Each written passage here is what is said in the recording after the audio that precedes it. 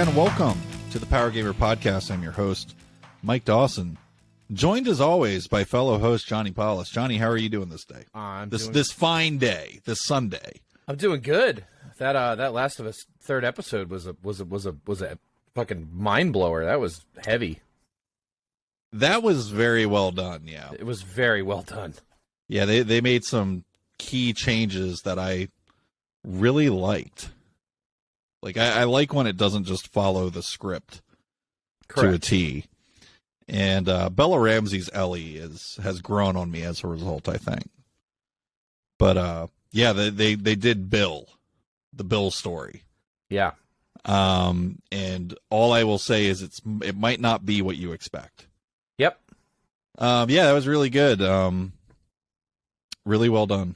Really liked it. It is going to trigger a lot of people. It shouldn't. I mean, it was true to how Bill's character was. No, I know. I'm talking about the people that aren't familiar with the game, aren't familiar with the property, are going to be like, "What the fuck is this?" I don't want to spoil anything, but well, it's not a spoil. I mean, on a 13-year-old game, it's not a spoiler. Yeah. Bill's gay. Fair enough. Yeah. Yeah, and like they really get into that. They do. Like that's the thing. They didn't shy away. It was really beautifully done. It's fucking awesome. Yeah, so if you watch that with the missus, I'm sure you just put somebody to bed that was bawling. You know me, I'm the softie. I was crying, she wasn't. Yeah, that makes sense. That's actually more probably accurate. So, well, I'm glad that was a heavy episode, though. Woof. I'm glad that you've pulled yourself together. I have. No, I'm fine. I'm glad okay. that. Johnny Paulus, ladies and gentlemen, has been a roller coaster of emotions this past week. He's been a roller coaster of emotions this past week. He's happy, he's sad, and he's pissing people off. That's right. Johnny getting a little spicy in his streams this past week. Yeah, dude, I had somebody that they rated my channel with a handful of people, and we were just hanging out, shooting the shit, and talking about video games, and talking about nerd shit like we like to do. By the way, shout out to my Twitch channel, twitch.tv/H3LLH3RO. And the conversation inevitably goes to, are you going to play Hogwarts Legacy? And I made the same analogy that I've made before on the podcast, which is, do I agree with where donation monies go and ideology of Chick-fil-A? No. Do I still eat Chick-fil-A sandwiches? Yes. Do I want to play the Hogwarts game because it looks awesome? Yes. Do I agree with J.K. Rowling and think she's awesome? No. And just basically had the dialogue of like, if you can't get past it and you don't want to play it, that's fine. Just don't shame me for playing it. That's all. That's all I ask. Right? Like, do you sit outside a Chick-fil-A parking lot all day and shame people for eating chicken sandwiches? You got the shame bell from Game of Thrones. I mean, yeah. Anyway, long story short, this guy got like salty and said, "Well, whatever, man. I'm out of here," and left all pissy, and I felt bad. Probably shouldn't feel bad, but I did feel bad. I showed a lot of restraint in your chat because I'm like, I don't need to steal any Johnny's thunder right now. He's doing a good job pissing everybody off on his own. But I held my ground. Well, here's what I want to say about the Hogwarts thing that I didn't bury people with, right away. But I made subtle hints that this is how I feel, and I just kind of wanted to lay it out there because we are going to talk a little bit about Hogwarts today. Yep. Part of this week's episode is we're talking about the games coming out in February because this is the last episode of January. I don't give a flying fuck what anybody thinks about damn well near anything because human beings pick and choose their battles unobjectively. And I think people tend to bandwagon on hot topics. And they might not even be the most important things to focus on. And where I'm going with this and how it relates to Hogwarts, J.K. Rowling does not get a free pass. Now, I am someone who's never watched a Harry Potter film. I've never watched a Harry Potter book. And I don't give a flying fuck about this game. because fuck Harry Potter is how I feel. Fair enough. But that being said, I do find it a bit ironic that someone will get so worked up over J.K. Rowling and Harry Potter. She's a bad person. Okay? So Yep. it is okay to get worked up about her. She needs Yes. to shut the fuck up. Agreed. But what bothers me more than J.K. Rowling is people who soapbox about J.K. Rowling in Hogwarts Legacy. Something she'll collect money for, but, she didn't make this game, whatever. But in the same sense, the Saudi royal family collects money on every game that you buy from EA. In the same sense, the Communist Party of China collects money on every transaction you make on a Riot-owned game. And the list goes on and on and on.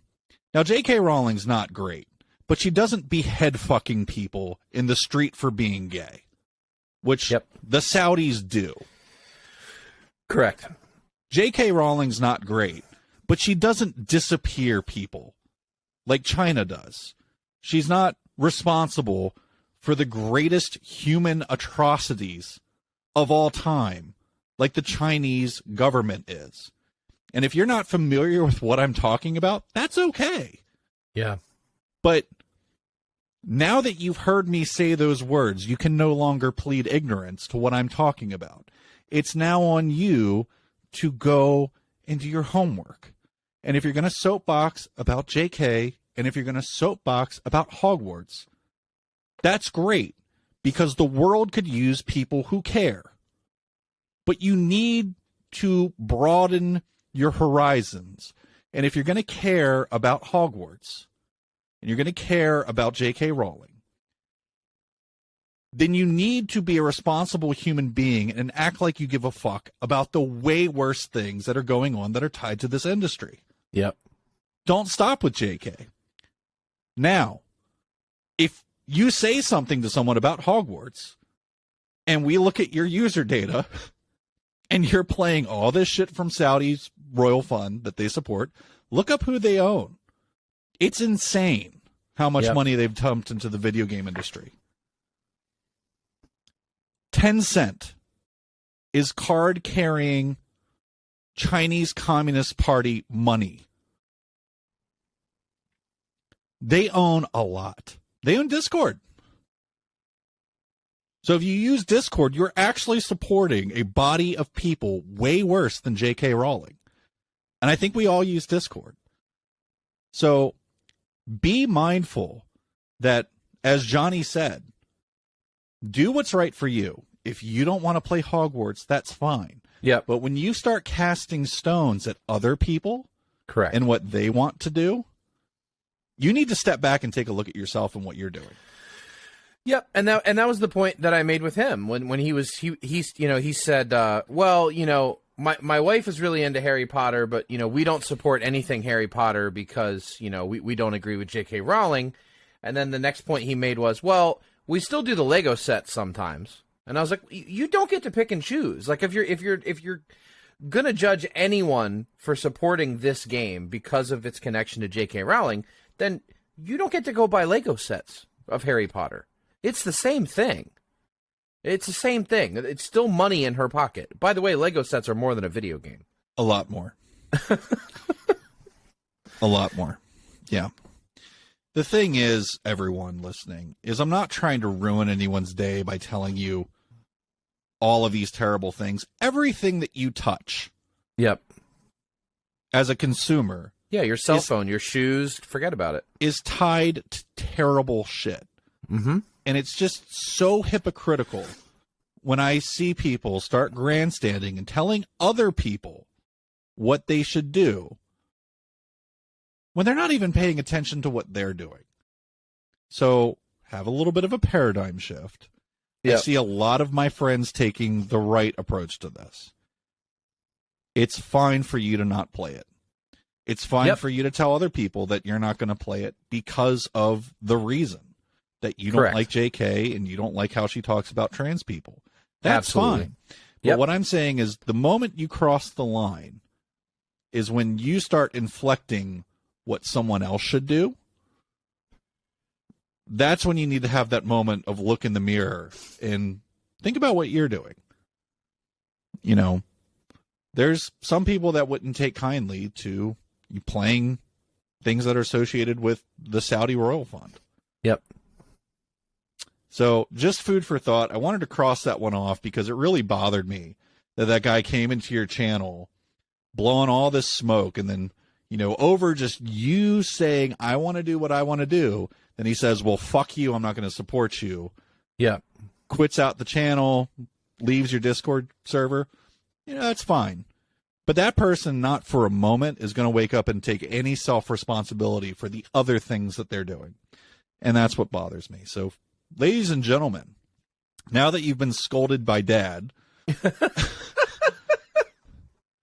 be excellent to one another. Yeah, man. Just that's how capitalism works. You vote with your dollar. And if you can't get over the J.K. Rowling thing and you don't want to buy the game, that's fine. I don't judge you for that decision, and I don't think less of you for that decision. That's fine. Just don't tell me that I can't play it. Yeah, and if you want to play games by Riot, do it. You can't lead a morally conscious life as a consumer. Yep. It's just not possible. So just do whatever feels right for you, and don't worry about what other people are doing. Or just join an Amish community. That's about the only way you can get around it. I don't think so, man. I guess you figure they probably have generators, something, and that's probably. I mean, they take money from true. people, and where did those people earn that money that they pay them with? Oh, you're right. There's no way to lead a morally conscious life in a consumer-driven economy. Yep. It's just not possible anymore. So advocate for change, and do whatever feels right. Ladies and gentlemen, now that Dad is done giving you direction. Sorry about that, by the way. That's a mean way to start off a show. But welcome in to episode 102 of the Power Gamer podcast. Hopefully that was maybe enlightening or encouraging or both. But we're going to move on from that topic now and move on to what's you're all been waiting for, and that's to discuss what we've been playing this week. Johnny, I'll get us started because I think I made you go first last week. Sure. I beat High on Life. God damn it, all these controversial fucking video games. Justin Roiland, you piece of shit. Yeah. Thankfully, Justin Roiland got whacked by Adult Swim, and then he voluntarily ducked out from the video game company. So he is gone. You're not supporting him anymore. My thoughts on High on Life, though. High on Life's really fun. And it's really funny. You do kind of have to swallow that pill of you are now playing a game by someone who wrongfully imprisoned someone, and that's who's voicing the characters and things. So there's some of that to deal with, but I wanted to go ahead and beat it quickly before I really had to digest that, because I had started it before those news and allegations came out. Yeah. So, is it a great game? No, not at all. Is it really fun? Yeah. Yeah, it's really fun. Does it take a while to beat? No, it's super short. Yeah. And I think it's decent. So High on Life, I want to say I took it down in under 10 hours. Yeah. So pretty short. The story is funny and predictable and just about everything you would think it would be from a game like High on Life. Now, where the game really shines is gunplay. Gunplay in the game is fucking great. The graphics are really good. The writing's really good and funny. So this game kind of had me by the hooks, and it didn't overstay its welcome.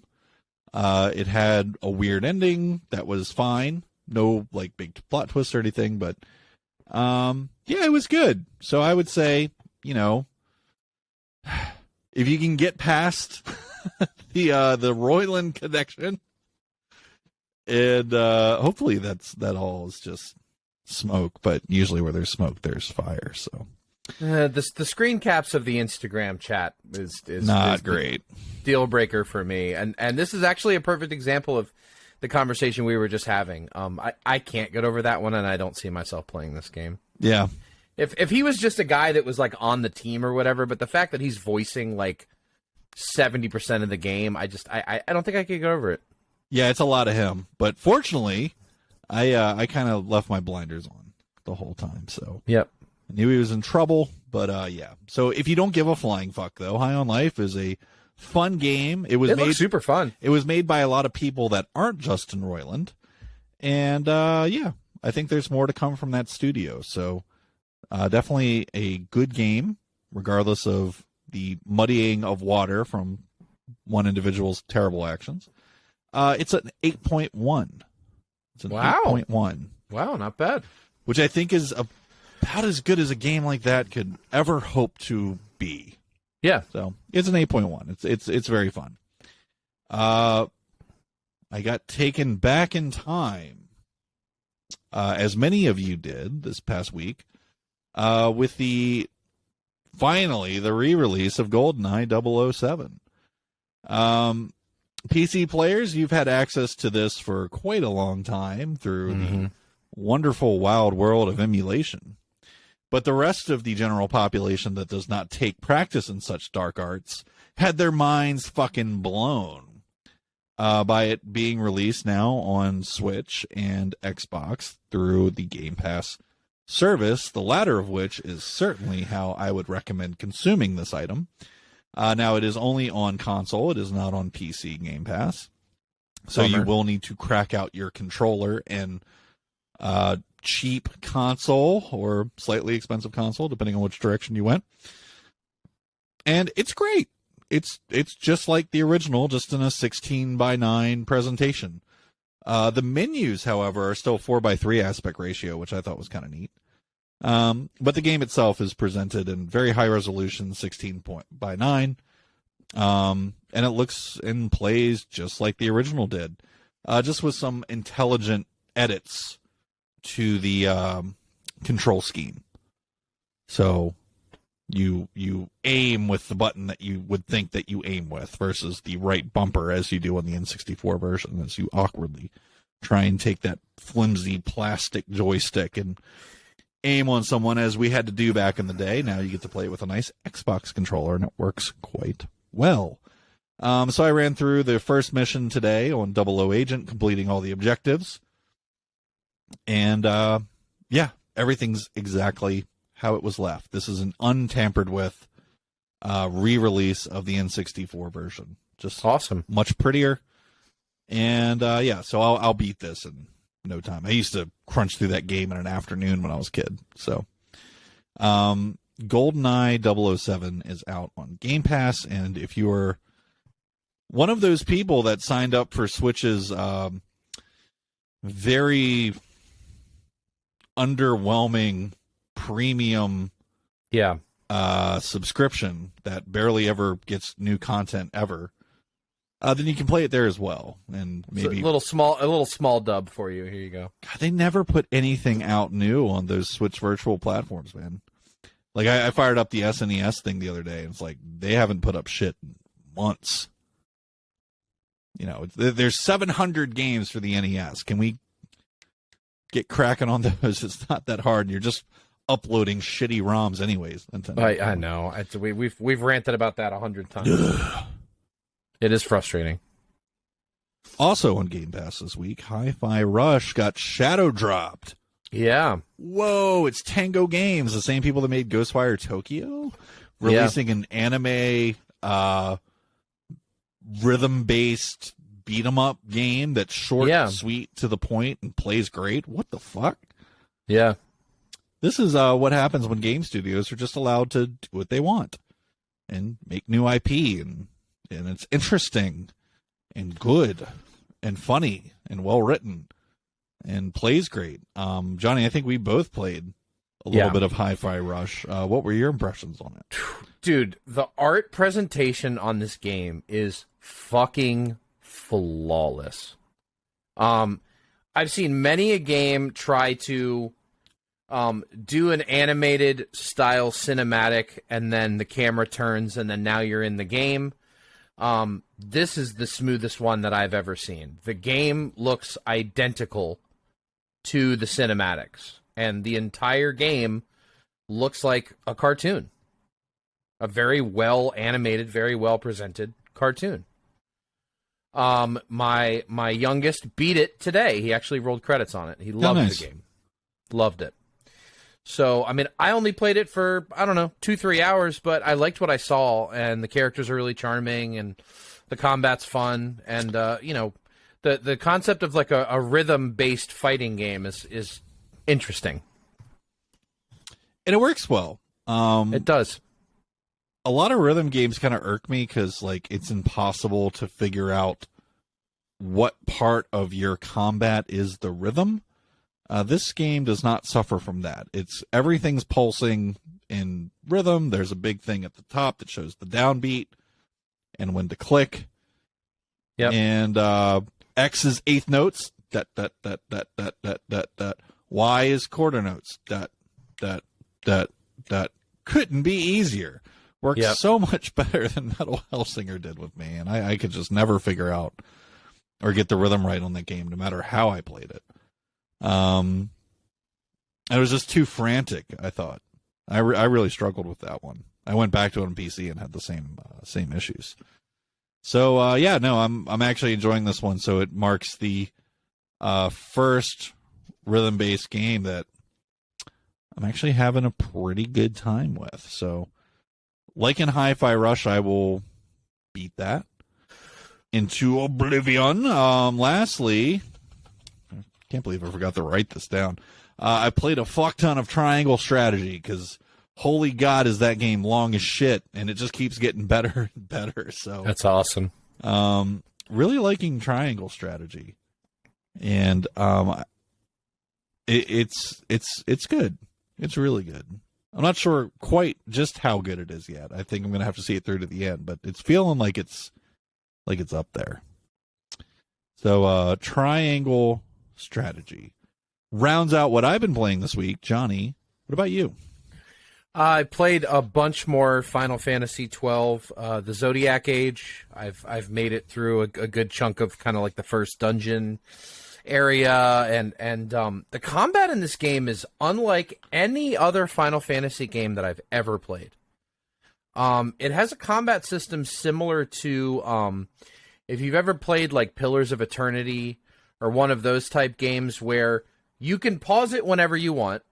I guess kind of similar to Dragon Age. You can pause it whenever you want and go, I want you to cast this spell on that guy, and I want you to attack him. And then when you unpause, they do that thing. And if you don't do anything, they continue to just attack. It's Mass Effect. Similar to Mass Effect. Now, another thing that's interesting, though, is that there's what's called gambits. And the gambits are you make a custom set of commands based on priority. So you can go, okay, for this character in my party, I want their first priority to be attacking the target that I'm targeting and attacking. And I want the second priority to be putting a potion on anybody when their health gets below a certain point. And below that priority, I want them to resurrect somebody that dies and use a Phoenix Down. And you can kind of automate your team in a really smart way. And again, the art presentation, this game's looking a little dated, but they had such a clear artistic direction in the way that they did it. I mentioned it last week, but it's very painterly, and none of the Final Fantasy games have really had that angle. Everything in the game almost looks hand painted, even the character models and shit. It's very, very cool. I'm digging it a lot. Did you ever play all the way through Dragon Age Origins? No. You would probably like it. So that whole priority system, that is 100% baked into that game. Right. Where you set up those macros for, okay, you do this, you do this, you do this, you do this. And you do that for all of your party. So it's kind of, super similar. You'd probably really dig that.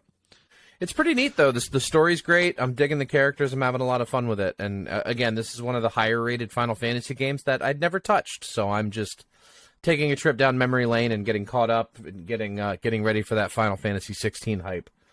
Also played Hi-Fi Rush, which we already talked about. And lastly, the Midnight Suns Deadpool DLC came out. And I was curious to see how they were going to handle it. And so, because a lot of those games, they will you'll fire it up and it'll hit you with a menu, right? It'll be like, oh, the new DLC pack is out. Do you want to play it? Mm-hmm. Now, since I already bought the deluxe thing with the season pass and all that, I just logged into my game. I hit continue. It's my character getting out of bed. I walk down the hallway. I go into the danger room where Captain Marvel has the globe, and Captain Marvel is always keeping an eye on what's going on and all that shit. And she's like, "Oh God." He's like, and Hunter's like, "What?" She's like, "You don't know this guy yet, but he's And in the background, you see Deadpool breaking into an art museum and like trying to sneak around, but he's doing it really sillily, like doing fucking somersaults around and dancing around and posing for the camera and shit. And she's just like, you're just gonna have to see this guy. Yeah, we got to go handle this. So, and then the moment you get to Deadpool, he's winking at the camera and making jokes. All of his spells have funny names and funny animations. My favorite one, which is the spell is just a grenade. It's just a grenade. It shows you the circle that's going to do damage, but it's called Pain Pinata, is what.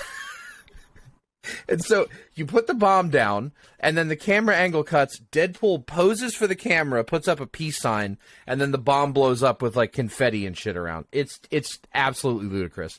But my favorite was when Hunter goes, "Well, do you want to just go back to the Abbey with us?" And Magic opens her portal up. Deadpool goes, "Look, Ma, I'm going to be DLC." So it's pretty damn funny. I don't know how long the expansion's going to be, but I was surprised to see that in the first mission there was a new enemy type.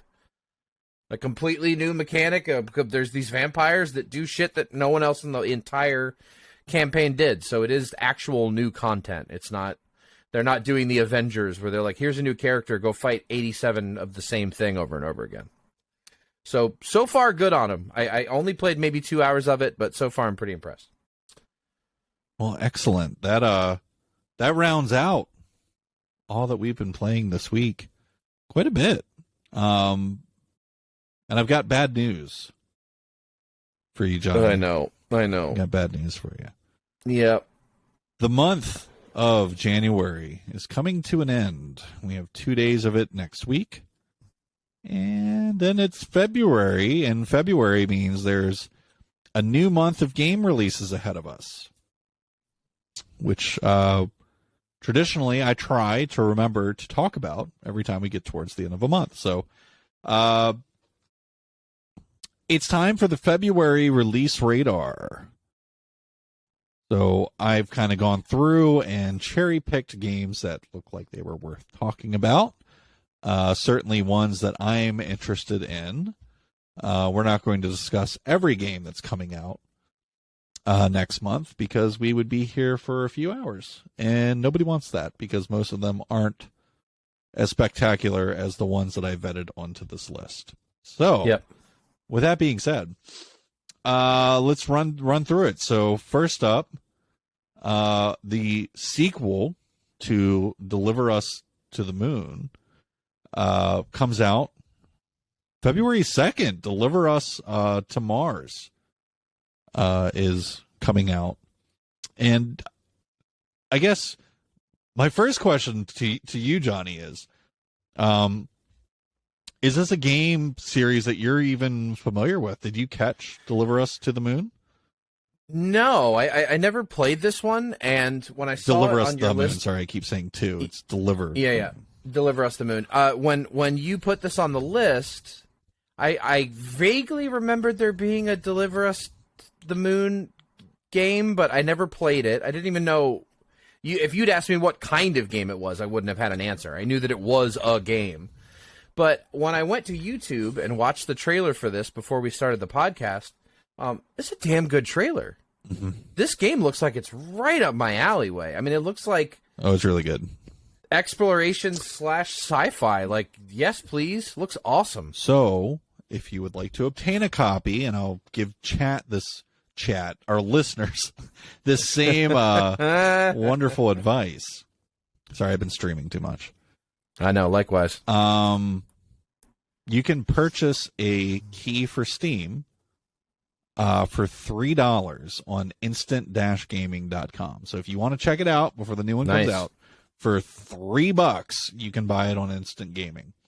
If you are a console stand and have to play it there, unfortunately, you're going to have to pony up about $25. But if you want to play it on PC, $3, Instant Gaming. Go grab it, check it out.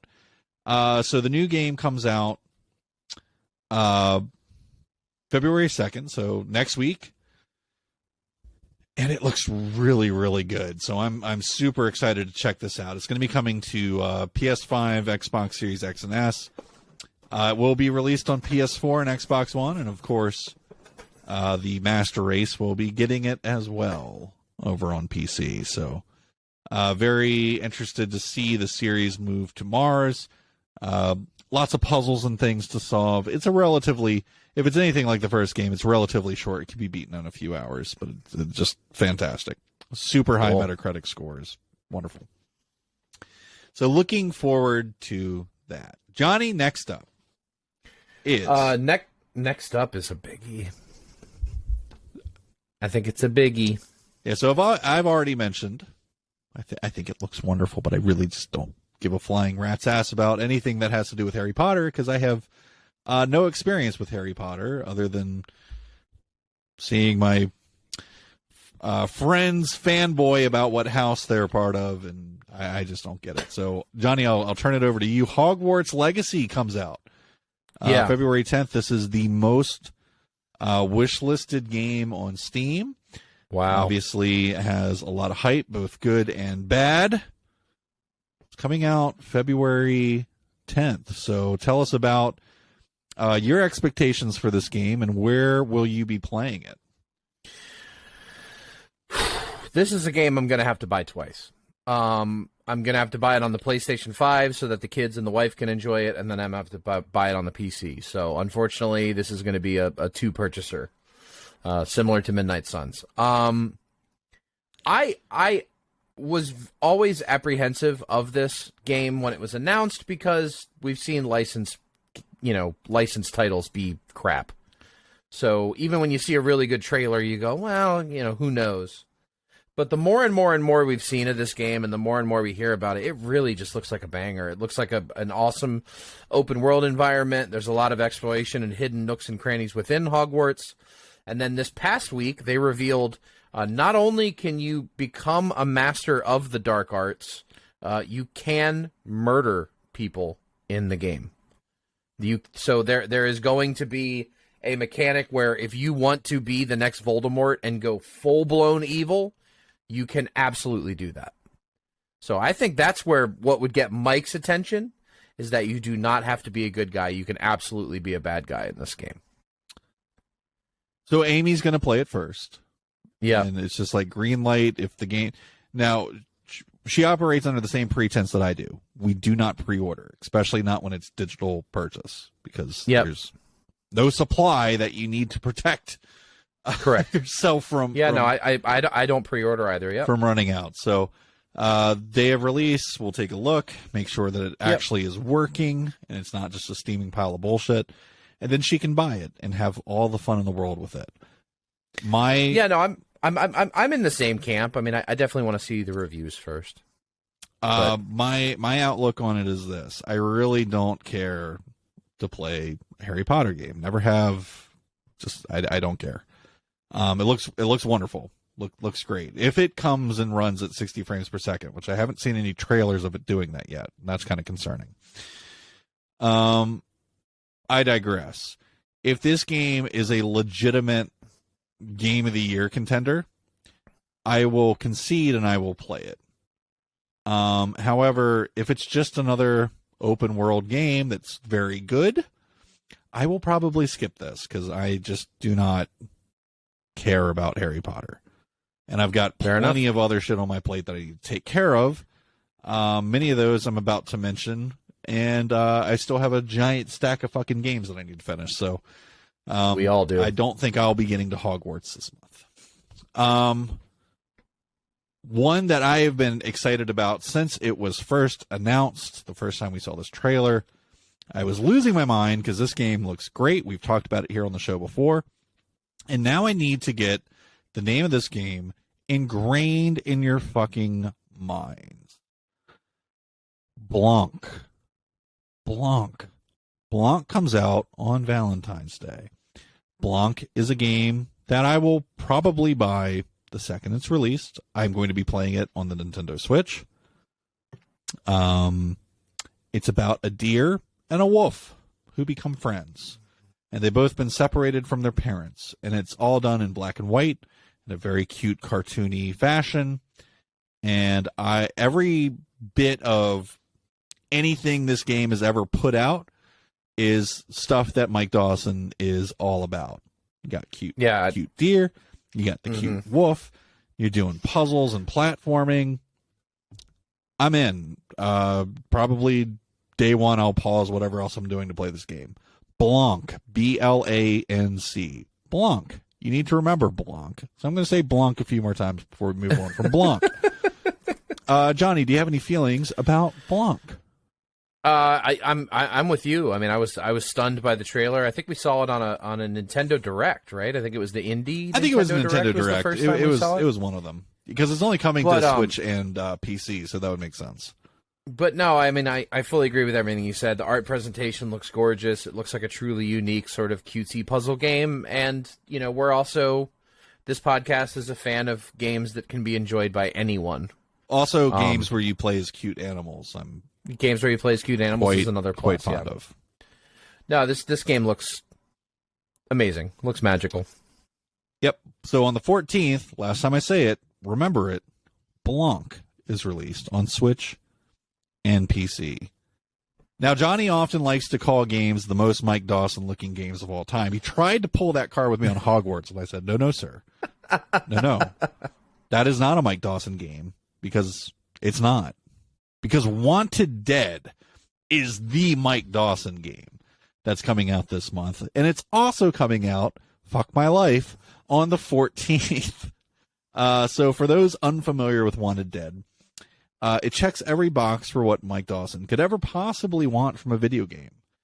It's got gratuitous violence. It's got looks quick third-person snappy combat.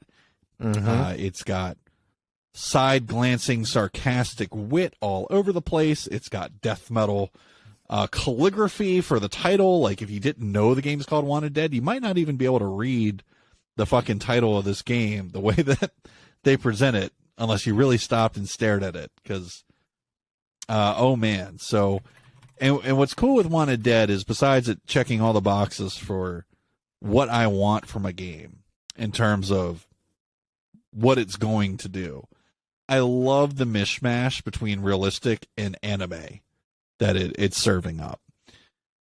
So I'm all in on Wanted Dead. I've been following this game for a while. I'm excited that it's finally here, and I think it's going to be better than people expect, and that it might catch some people off guard, and I don't think it's going to review well, and I don't give a fuck.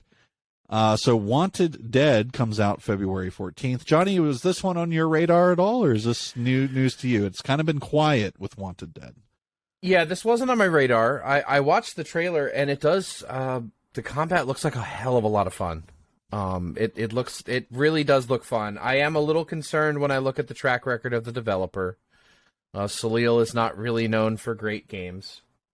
Their game list is, Vengeance is Mine, Ninjala, Samurai Jack Battle Through Time, Naruto to Boruto, Shinobi Striker. Naruto to Boruto is a good game. Okay, so I mean, now what about Valkyrie Elysium? Have I ever heard of that? I don't think I have. Oh my gosh, don't do this here. Why? Don't do that. Is that Valkyrie? Is that a banger? Please don't do Valkyrie and have I ever heard of this in the same sentence. Not right now. Okay, why? All right, so Valkyrie is one of the most famous fucking game series of all time, hailing back from the PlayStation. Of all time. Well, okay, so they did one game in November of last year. Yes, which is one of the games sitting on my shelf that I need to play. Now, that game did not review terribly great, but it's kind of for a niche audience. But the Valkyrie series is stupid famous. But it dates back to the PS1. Some of the most expensive games that you can buy are the old Valkyrie games. Well, no, I mean, I remember the old Valkyrie games, but they didn't develop any of those. No, They just no, did the they most didn't recent. develop any of those. No, absolutely Right. not. But they did do Valkyrie Elysium. You said, what is Valkyrie Elysium? I'm like, what? What? It's part of the Valkyrie series. Valkyrie is a very famous name. Well, I mean, I want to see the reviews on this one, but the combat looked really fun, so I'm pulling for it. I hope it's a. It fun looks one. like a step forward from the developer. I mean, if you look at gameplay of Valkyrie Elysium, it's very Japanese action game looking. Right. In sort of the Final Fantasy Origins type way. Right. But I think that's what was appropriate for a Valkyrie game in that style. This does not look anything like that. This looks like a big step forward for them. So I think this one's something special. Kind of reminded me a little bit of is it called Revengeance? Metal Gear Revengeance, where you play as the other character. What am I? Oh God, what is Ryu? the title of that game? Metal Gear Solid fans are gonna fucking hate me for this one. You've got the name of the game right. So Metal Gear Revengeance, but what's the name of the character? I just said it. Ryu, you Yeah. said? Okay, got it. Yeah, that's Now you're what making me that's what question the myself. Huh? that's what the trailer made. It reminded me of that, because that game is a no bullshit kick ass from the moment you fire it up. Like we don't have time for any like real story beats. I'm sorry, it's wrong fighting game synonym. It's Raiden. Raiden. There you go. Thank you. That sounds right. Yep. But no, I mean the trailer looks fun. I hope it's great. Time will tell. In 2 weeks. One that you were more excited about. I'm curious. Wild Hearts comes out on February 17th. Now you have some Monster Hunter fans in your household, so I imagine this one's maybe somewhat more of a priority. I'm interested in it because it is a partnership between EA and Koei Tecmo. And I think that could be interesting. Koei Tecmo I've always had a lot of respect for. EA, of course, is EA, which doesn't get me as excited, but it does interest me that they are working with a company like Koei Tecmo. Yeah. So Wild Hearts is basically a Monster Hunter clone that's coming to all game systems. It felt like they were attempting to beat the next Monster Hunter World game. But then I guess Capcom played their cards right and released Rise to all systems, I think, as a response to this game coming out. So that kind of maybe hints to me that this game is good and that they're scared, because that's kind of a we're scared kind of move to do that all of a sudden when something like this is announced. And everything I've seen from Wild Hearts looks like it's pretty cool looking. So Johnny, what are your thoughts on Wild Hearts? I know this one is important. Yeah, I was gonna say this one's on my fantasy draft. This is my first fantasy draft release. Is this title? You want to bring up the fantasy draft? Not particularly. Okay. But the reason why I put this one on my list is not because I'm personally excited about it. I don't really care about Monster Hunter games. It's because there's a lot of hype around this one, and I think it was like 6 months ago they brought in a bunch of reviewers to do like a 4 or 5 hour hands-on impressions video. Developers don't do that unless they know they have fucking diesel fire, right? True. You don't bring in reviewers months and months and months before the game's coming out and go, sure, play it for half a day. No. They might assemble a 1 hour demo and go, here you go, we've got this 1 hour like fully ironed out. But no, I actually watched an IGN video where they had a hands-on, they played it for a good long while, and they had nothing but really excellent things to say about it. And they said that against Monster World, the story like blows it out of the water. They were saying that like they ended up getting way more involved in the story than they did in any of the Monster Hunter games. So while it's not one that I'm personally excited about, I did pick it because I think it's going to review extremely well.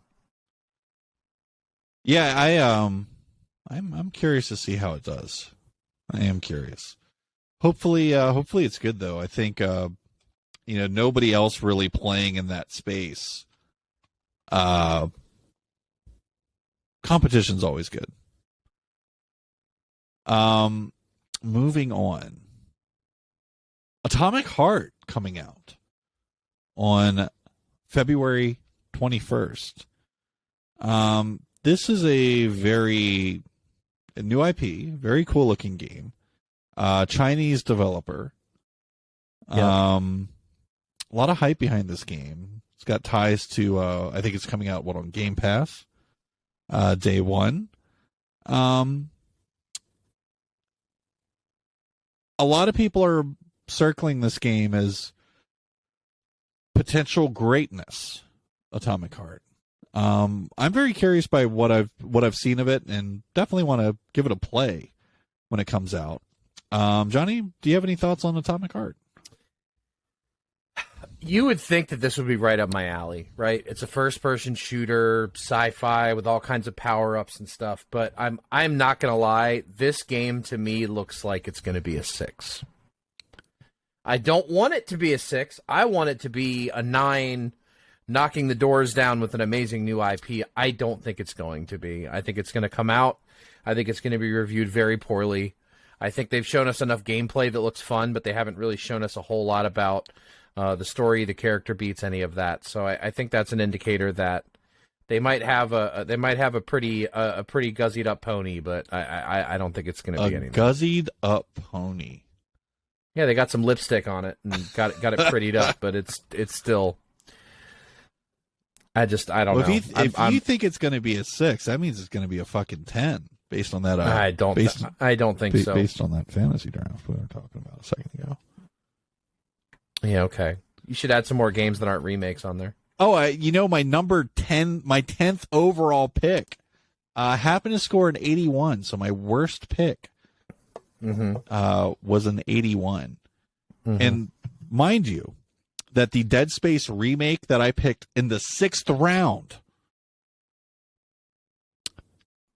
was a slam dunk pick at number 6. And you took Final Fantasy VII Rebirth ahead of it, Baldur's Gate 3 ahead of it, Octopath Traveler 2, which should do it. Street Fighter 6.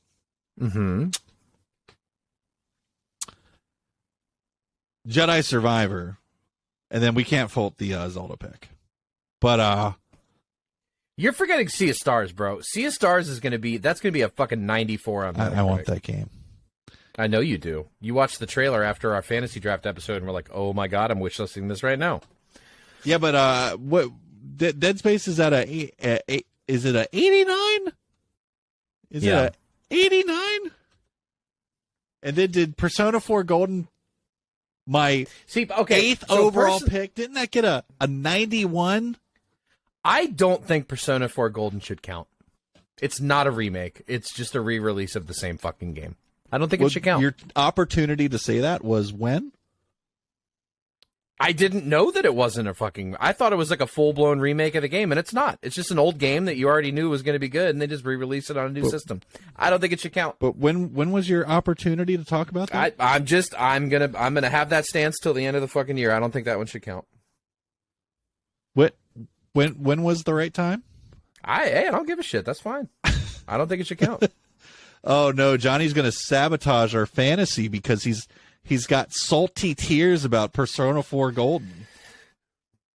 We agreed before we picked the draft that remakes were okay, but games that had already been released would not be included. So Persona 4 Golden, yes, is not the same Persona 4 Golden that came out any more so than the Dead Space remake. Okay, is the same Dead Space. If it's a true remake, then fine. Yeah, now the PlayStation Portable port of Persona 3 Portable, which is literally the PSP thing reskinned. Okay, that one, no. Okay, then I retract my statement. That's what I thought 4 Golden was just literally the same game with up-resed and higher resolution and shit. If it's an actual remake, fine. No, sir.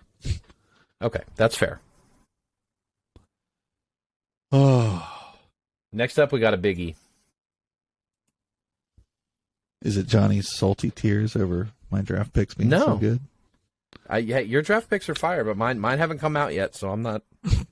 You know, when you're the only one laying blows because it's 3 weeks into the year, it's fine. It's okay. Totally fine. I hope I beat you, even if I delete that one now. No, that one could. I already said I retracted my statement. If you're saying it's a remake, it's a remake. I'm good with it. I hope I beat you without it, because I think my list is that much better than yours. Well, time will tell. Time will tell, indeed. PSVR 2 comes out on the 22nd. And with it, a slew of games. I wrote all of the games in here. We're not talking about the games that are coming out on PSVR 2. That's not happening, but the release of the hardware is significant and worthy bringing up, especially considering its cost of $600.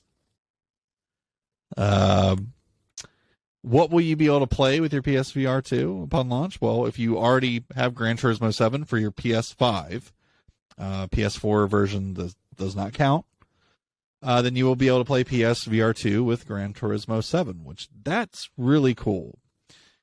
Horizon Call of the Mountain, obviously, is part of this launch release lineup. Horizon Call of the Mountain, of course, was my 9th overall pick in the fantasy draft, so I am interested to see how this does. You will be able to play Resident Evil Village again in VR again, so okay. Tetris Effect connected in VR. Well, okay, great.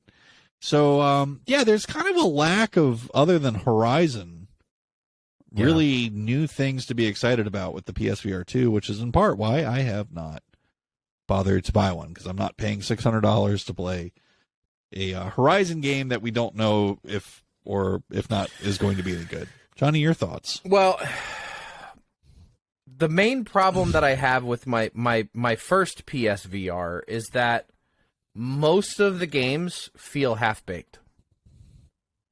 Most of the games are, like I played the Batman Arkham game, and it was like, it was cool, it was interesting, but I kind of was like, but okay, this is fine, but like, how long is it? And then I pulled it up, and it's like, the game's like 3 hours, 4 hours long.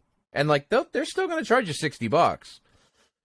That's my question is, how long of an experience is this Horizon game? Is it a full 30, 40-hour adventure? I don't think it's going to be. I think it's going to be a 5-6 hour adventure. And I think if you're going out and buying $550 hardware and a new video game, and 2 days later you've rolled credits, you're not going to be feeling too great. That is true.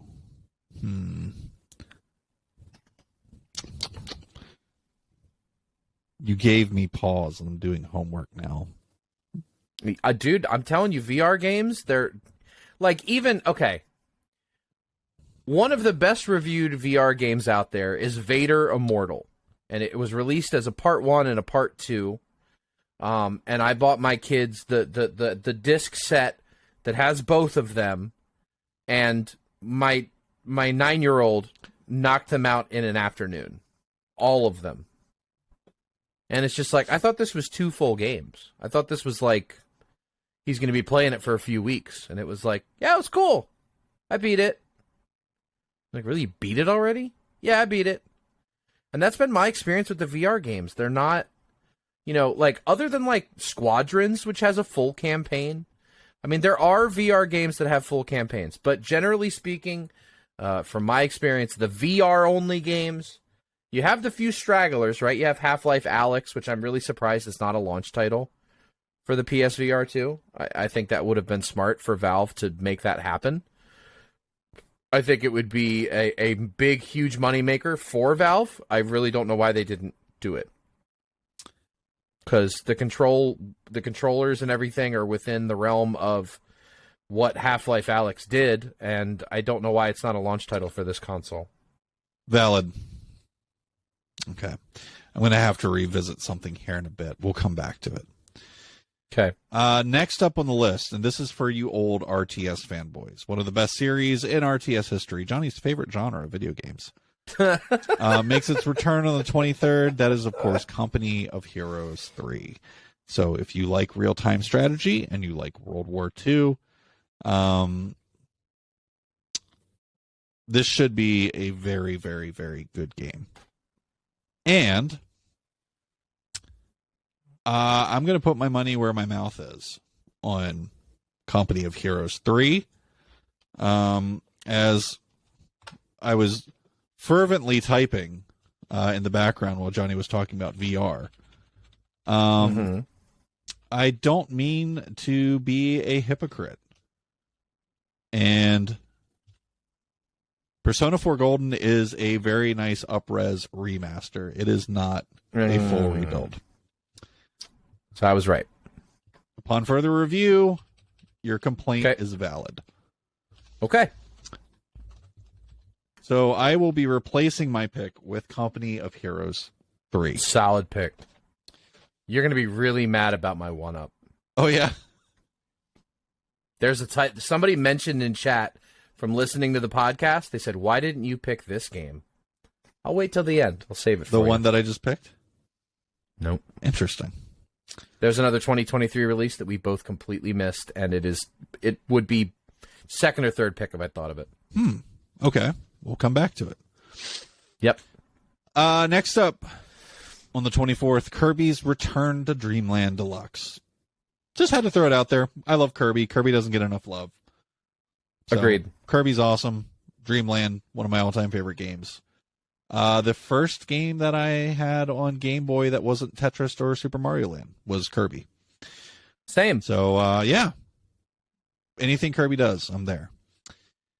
A game that I am very, very, very eager to play. Johnny, you still need to finish the first one. Octopath Traveler 2 is released. Also on the 24th. And these are big fucking games. Yeah, they are. So Octopath Traveler 2, I don't really need to know much else than it's an Octopath Traveler game, because I think they have a formula that works, and they can do it till they're blue in the face. It's going to be good. And yeah, so just the next one is released in less than a month. Johnny, will you ever finish the first Octopath Traveler game? I don't think so. Then you will never play this one. Probably We're not. at zero risk of Johnny Paulus ever touching this game. But he will appreciate it from afar. I don't know, maybe. I butted heads with the whole 8 story paths, and it got to a point where it's like, I don't give a shit about 4 or 5 of these stories that I'm forced to go through. I just didn't. You're not forced to go through them. No. I mean, seriously, like if I know you're not forced to. Okay, let me reword that. I look on the map and I go, what else can I do? Oh, well, let's go here. Okay, and I do cinematic, and I'm like, God, I really don't care about this one. All right, let's go. Let's go do this. Go talk to him. Go help that guy. Go in the cave. Okay, cool. All right, cool. We're done that one. All right, cool. Let's go. What's that? What else is on the map? And I go to another place on the map, and I literally, like, it got to a point where the last 2 or 3 like big story missions, I lost interest in the game entirely. I just didn't care. Sorry. it's awesome. I'm sure it is. So there have been many JRPGs, and there will be many more where I hit the 30-40 hour mark and I go, I don't give a fuck anymore, and I stop playing. So I enjoy them up to that point, but whereas that's very insightful feedback about Octopath Traveler, for those who have not played the game yet, fear not. Johnny has the worst case of ADD I've ever seen on the planet Earth, and facts. That could be challenging for someone like him. Just didn't care. Octopath Traveler, we get it. we get that you don't care, okay? Lots of people do. That's why there's a fucking sequel coming out on the 24th. Now, you don't have to be like Johnny Paulus and think that you're given a shopping list where you have to do everything in the game. Because that is totally how that man's brain works, and I'm telling you, that is not how to enjoy or digest these games. When you fire up the first Octopath Traveler, let's say you want to get it done before 2 comes out. Guess what? No fucking problem. The game is super short if you play it the right way. Now, Octopath Traveler does give you the option to explore in painstaking detail the stories of all 8 characters. And if you want to do that, God bless you. Go for it. If you identify a character as one that you think is cool and you want to play their story, just play their story. You don't have to do all fucking 8. So I didn't know that it worked like that, because what I was doing was looking at what level I'm at, and when you look on the map, it says recommended level. Bro. And I'm like, I'm not ready for that, not ready for that, not ready for that. I don't bro you often. Bro, let me preach for a second, because you just got done dunking on this game for like 5 minutes. Okay. Fair. So yes, sir. Hit it up. You don't have to torture yourself with this game if you don't want to. It can be a very quick game where you go, you know what? I just want to play Brigand's story and bang through it, do all 3. You roll credits and the game's fucking over if you want it to be. That's it. Okay. So the character that you pick at the beginning, they always have to be in your party until you finish their story. And once you finish their story, the whole game opens up and you can do whatever the fuck you want. You can pull them out. You can put in different people. So I normally say, like, with a game like Octopath Traveler, if you're just ready to make that commitment where you're saying, I'm going to basically play 8 separate RPGs all the way through, where there's 8 different individual characters that have these huge, massive, thought-out backstories, fucking go for it. That game's there for you. It's going to last you a long time if you play it that way. However, if you just want to get your teeth into it, have the experience, play the character that you identify with the most, and run through the game, it doesn't take that long. It's pretty easy to do. So, yes, Johnny, you can do that. You don't have to play all 8 stories. And Octopath Traveler 2 should be great. There was also a mobile game that came out that worked the same way, that you can play for free, and actually play for free. You don't have to spend money on it, even though you can. What game is that? Just search Octopath Traveler on your phone. There's a whole separate game that came out last year. Cool. On mobile that's supposed to be really good. Awesome. I don't have time for it on mobile. I can only feed one master on my phone, and that master is Marvel Snap. So, amen. Sitting on my baby, dog. I know, you got offended, bro. Yeah, I'm like, what is he talking about over there? Like he clearly he does not know. He thinks this game is punishment. It's not. New one comes out on the 24th. That brings us to our last quick segment of today. More of a note, just something I wanted to note. You might not be able to see this by the time this episode comes out, but perhaps you can. It's all over the internet. There was a leak of the kind of quietly announced Horizon multiplayer game. We've heard for, I guess, about a year that there's some Horizon MMO in the works. And we kind of got a first glance of it, like in a super alpha state. Definitely alpha footage. And didn't learn a lot. Did kind of see what they were kind of talking about when they had mentioned that the characters were going to have a unique stylized look. Maybe.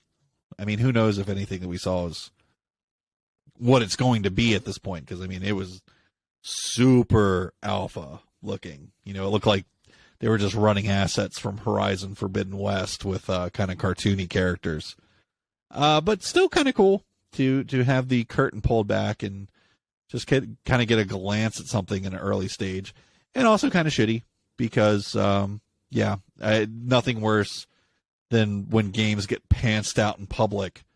When they're probably whatever you're seeing is not even slightly indicative of what the final product is going to be. So, but still interesting to see, and I wasn't going to miss up a chance to take a look while it was happening, because, again, who knows if all this content's not going to get yanked. I couldn't really make beans about it, Johnny. I don't know if any different for you. I did not like the character model style that they went with. It took me out of the Horizon universe. It looked like they plopped some piratey Fortnite characters into Horizon, and I hope that the look that they had for those characters is not finalized. Oh, I'm obviously it's not. alpha, so it's not going to be. But certainly not. Even just the way that the characters' faces were, they were hyper Pixar style. They didn't, Aloy is like such a beautifully designed character model, and yeah, so many of the other characters in that universe are really well done. All I'm saying, I realize that it's alpha. I'm not putting too much investment into the thought of it. I did not like the way that those characters looked for me. Didn't work for me. And I hope that that's not the final. I don't disagree with you. I didn't really care for how they look, but I'm not going to pass any judgment on something that's alpha. Yep. For all I know, they just had some loose assets sitting around. They're like, fucking throw that in just for the test. That's how alpha it was. And that's kind of like where things suck. Like this happened in GTA 6 last year, where some alpha footage got put out, and then everyone on the internet's going, "Oh, well, fuck this and fuck that," and meanwhile, Rockstar's sitting over there going, "It's alpha." It's like none of this shit matters. It's just assets that we threw in to see if our fucking code worked. That's what alpha is. So yeah, it was just kind of cool to see, like there's a little base hubs and stuff, and creatures running around in a very MMO fashion that we recognize from the other games. Yeah, you got kind of the cartoony look, and who knows? It could look like that. The whole world could look like that, for all we know. We know very little, but surely this will cause the internet trolls to come out in throngs. And we should get some answers to the questions that we weren't asking as a result. And hopefully someone is fired into oblivion. I mean, I think an online game would be amazing for that universe. So I'm intrigued. I'm sure Sony looks at their good friends over at Square Enix and Final Fantasy 14 and goes, man, we would really like some of that money. What do we got? I think the Horizon universe is the perfect place. Perfectly agree. Yep, absolutely. So, without further ado, ladies and gentlemen, it is time for One Up. Johnny, I have a bit of an interesting one up for you this week. One you can relate to. Okay, hit me. One of the things that drives me insane is the trophy and achievement list on your profiles, our profiles. And I know that there's ways like you can go in and remove things that you didn't have any progress on, but god damn it, is it annoying.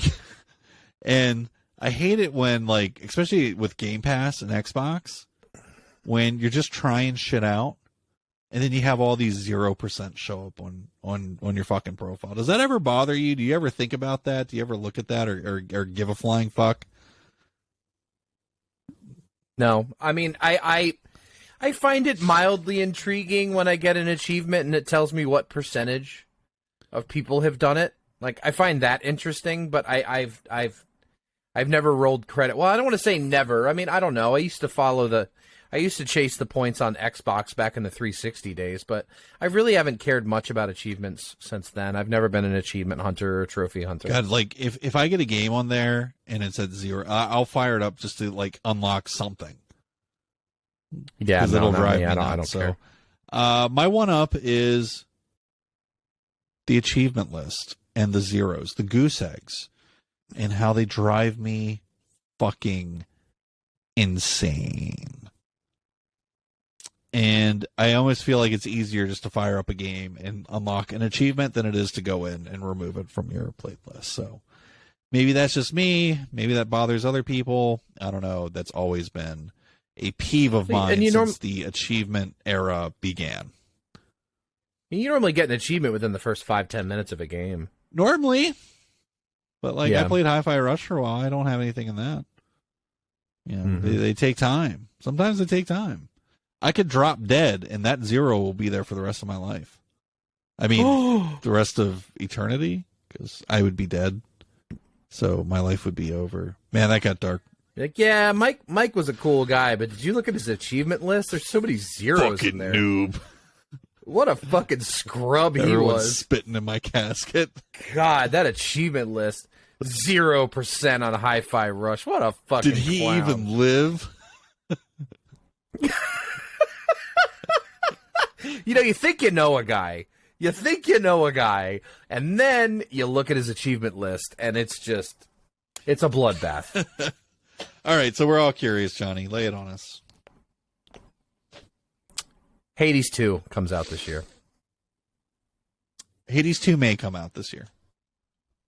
Hades 2 is probably going to come out. It doesn't this have a release date. The thought crossed my mind of Hades 2. year. Okay, so it was completely out of my radar, and I think I would have picked it. Oh, no, I thought of it, but I did not want to put it on my list because it doesn't have a release date. Okay, if that's it fair. had a release date, yeah, it crossed my radar. It was something I had circled. I looked it up, and it's like there's no release date on it. And the first time we heard about it was at the Game Awards. So any fucking thing could happen at this point. That's true. So, okay, well that makes sense. But I mean, when somebody mentioned it in chat, I was like, "Damn, you're right. Is that supposed to come out this year?" But if it's still a maybe. The other thing that's a little off-putting with Hades 2 is I don't think Hades 2 is going to review as well as the first one. Supergiant has never made a sequel to one of their games before.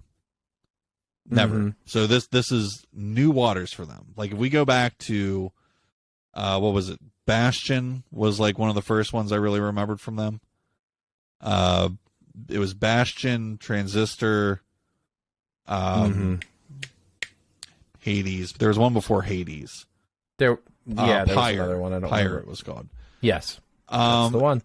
And most of those reviewed really well, like Bastion, Transistor, Hades, of course did. I don't know that Pyre did as well as the other ones. But Hades 2 is the first time that there's going to be a direct sequel. Now, they definitely found some magic juice.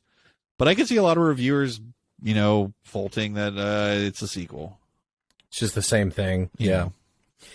Yeah, no, that's true. And I think Hades is arguably... And it's like really soon, too, because Hades came out... I always have a hard time landing Hades' release date because it was in... I think it was 2020. Well, it goes back further than that because it was in like a early release for a long time. I think it first came out in 2018. Yeah, I mean, I think Hades is arguably one of the best roguelikes ever made, like all time. So I think the second one's going to get reviewed well. But no, that's you made two fair points. It might not come out this year, and it might get faulted for being that roguelike spark that's over now. They really took the crown when the crown was up for taking. You can't take the crown twice. They already have it. That's true. So whoever mentioned that in chat, that's a great call out. But yeah, there are reasons, at least for me, why I stayed away from that one. Uncertainty being the greatest one, because if something happens and it doesn't come out, that's a fucking zero. Yeah, I don't want any zeros. No goose eggs. So, well, good call out still. Yeah, no, we're excited for Hades 2, and that reminds me, I do still need to beat Hades. I've come very close, but I've never actually finished it. Oh, dude, I've beaten Hades. Probably we know 30 times. that sounds like a low number. You've beaten the fucking brakes off that game. Yeah, quite good at it, from what I recall, Johnny Paulus. You're pretty nasty at Hades, and I am not. But I think I could get into it maybe once I clear my calendar of some other things. So. And for me, that was one of those games that was like riding a bike. Like I cannot play it for 6 months and then fire up the Switch and go, let me do a run through in Hades, and I'll first try, kill everything, get through the boss, the whole deal. That was a solid episode, sir. And man, Amen. I mean, real time. And this is probably why yours and my relationship has worked out as long as it has and as well as it has been. Yeah. You called me out on some bullshit. I didn't agree at first, and within 10 minutes. Yeah.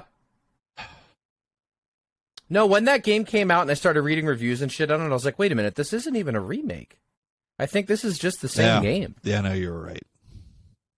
Okay. And that, ladies and gentlemen, is the foundation for a good, any good relationship and a good friendship is when your friend calls you out of your bullshit, you tell them they're right.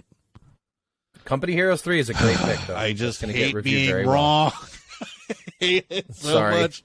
I appreciate you swallowing that one, because as soon as I saw that it wasn't a remake, I was kind of salty. No, about it. you're right, and yeah, that's why this works. It's why it's worked for. God, we'll sound old if I start trying to figure out how long this has been going on for. Yeah, so. don't do that. Don't do that. Enough looking to the past. Let's look to the future. We will be back again next week, of course, with another great episode of the Power Gamer Podcast for you to enjoy. Until that time, I'm Mike Dawson. And I'm Johnny Tune Paulus. in next time. Take care.